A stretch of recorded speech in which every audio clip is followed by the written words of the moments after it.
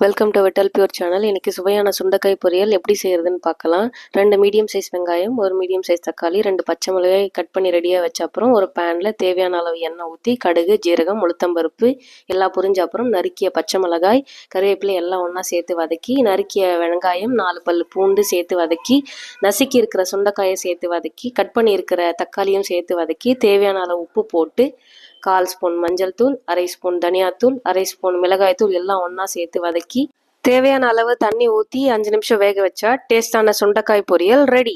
இந்த சுண்டைக்காய் பொரியல் எல்லா சாதத்து கூடவும் நல்லா இருக்கும். நான் இன்னைக்கு இந்த சுண்டைக்காய் பொரியல் சாம்பார் சாதம் கூட டேஸ்ட் பண்ண போகிறேன்.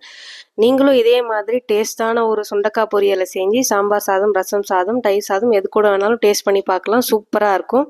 பிடிச்சிருந்தா இந்த வீடியோவை லைக் பண்ணுங்கள், ஷேர் பண்ணுங்கள், சப்ஸ்கிரைப் பண்ணுங்கள். இந்த பெல் ஐக்கானையும் மறக்காமல் தட்டி விட்டுருங்க. தேங்க்யூ. அடுத்த வீடியோவில் பார்ப்போம்.